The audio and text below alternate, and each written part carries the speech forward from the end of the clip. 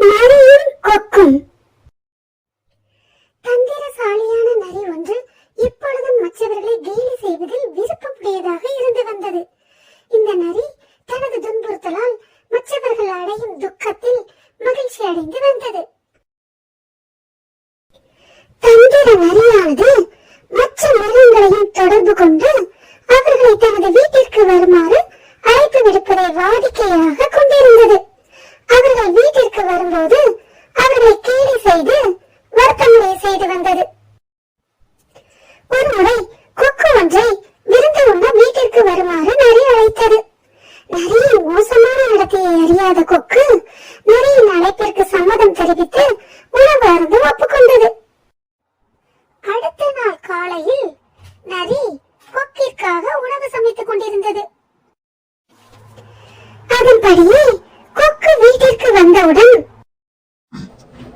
நண்பரே வாருங்கள், இப்போது இருவரும் உணவு அருந்தலாம். தந்திரநரி சூடாக சமைக்கப்பட்ட கஞ்சியை 2 தட்டுகளில் இட்டு பரிமாறியது. நல்ல பசி என கூறிக்கொண்டு அந்த தட்டுள்ள கஞ்சியை தனது நாக்கினால் நக்கி சாப்பிட தொடங்கியது. நண்பரே வாருங்கள், சங்கடப்படாமல் கஞ்சியை உங்களுக்கு எவ்வளவு வேண்டுமோ அவ்வளவு சாப்பிடுங்கள். ஆனால் கொக்கினால் தனது நீண்ட அழகினால் தட்டினில் உள்ள கஞ்சியை உறிஞ்சி உண்ண இயலாது, முடியவும் இல்லை. கொக்கு படும் சிரமத்தை கண்டு நரி மனதார சிரித்து மகிழ்ந்தது. அச்சமயம் கொக்கு இந்த தந்திர நரிக்கு நல்ல பாடம் புகட்ட வேண்டும் என தீர்மானித்திருந்தது.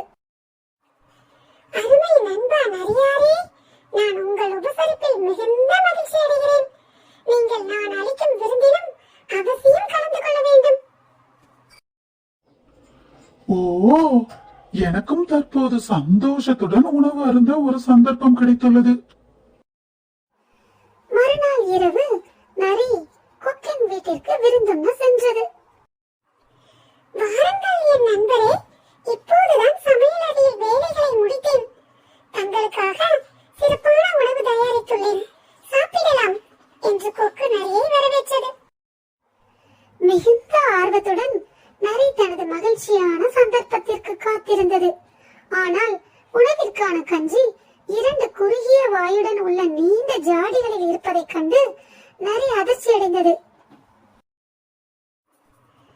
கொக்கு தனது நீண்ட அழகினால் ஜாடியில் உள்ள கஞ்சியை ருசித்தபடியே, எனது அருமை நண்பரே, நீங்கள் மற்றவர்களின் உற்சாகத்தில் விளையாடியது விரும்பத்தக்கதல்ல.